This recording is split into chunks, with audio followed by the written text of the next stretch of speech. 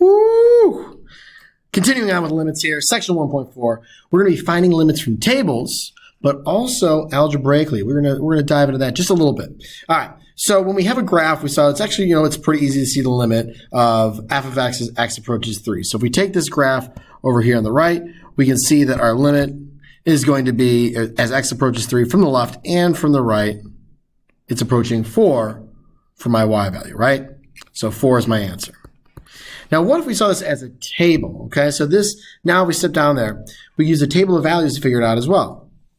As our x values are approaching 3 right in there, right? We're getting 2.9, 2.99, and then from the right-hand side, we've got 3.1, then 3.01, even closer to 3. We can see that my f of x, my output, my y values are approaching 4. There we go. Now on that graph, it's a hole in the graph, right? It's not, there's no value there for, but it's approaching 4.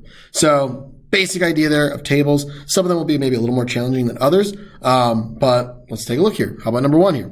According to the table, what is the value of the limit of f of x as x approaches negative 4? So as I'm getting to negative 4, which is right in between here, right from the left, I got negative 4.4, negative 4.001, and again, we'll just get closer and closer and closer from the left and from the right.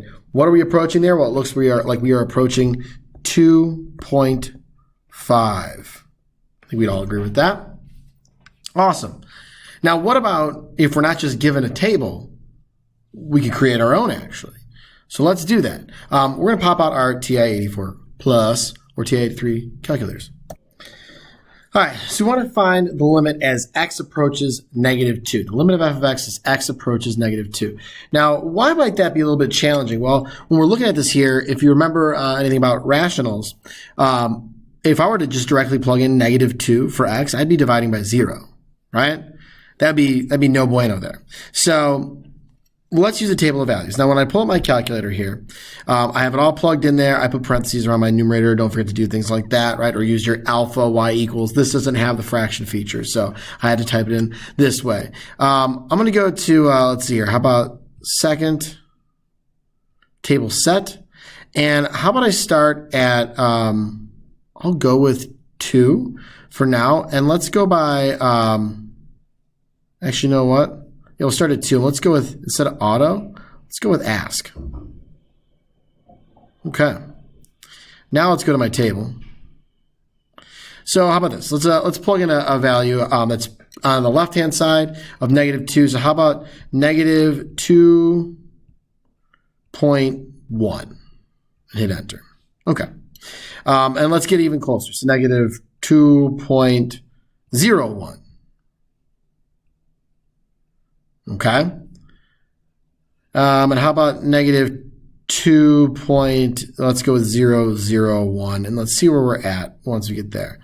Okay, so we're getting, it looks like a little closer to maybe we started at 22, then we were getting a little closer to 21. Let's go one more from this side, negative 2.0001.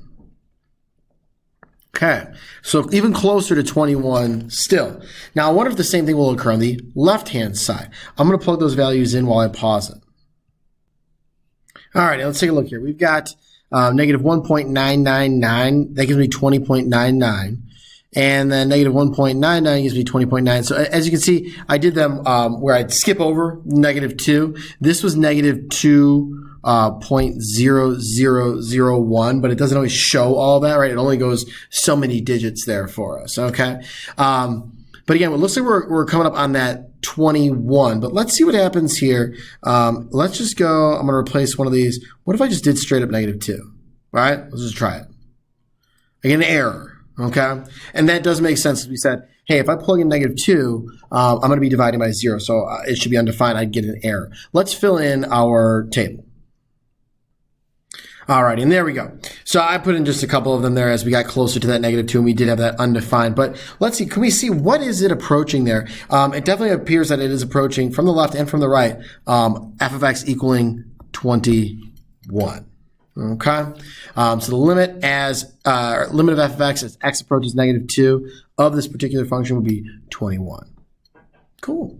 All right, so let's take a look here. So we have a few ways of finding those values on a calculator. The one we just did was a table of values. Now, not as accurate, but fast. Let's see what that means there. So remember how we were talking about how this one appeared to be just -2 here? It's because I ran out of decimals. But if I really hovered over it, it would give me something a little more accurate, right? And actually, if I arrow over to the right, I can actually see the full values here. Okay, not full. That's not exactly always the full thing. You could go on forever, right? But I can see a more detailed, more digits there for me, so I can see a little more of what's going on if I were to arrow over and actually look at that and hover over it. So that's kind of nice.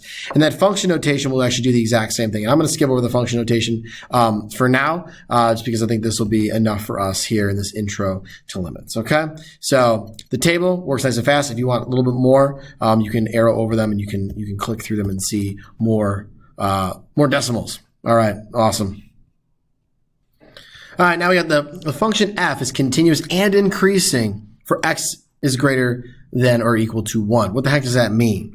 Okay, well, that is saying that continuous just means it never, it never breaks, jumps, anything like that. It's continuous. Well, all right. Now, increasing means that it's always going up, right? The f of x, the output is always going up. It's increasing. So it wouldn't be, see I have this like flat part here that shouldn't be there. So what it would be is just always going, it could be like that. It could just be a straight line. It could be very mild and then curve up, but never go flat or down. Okay? Now, why is that important here?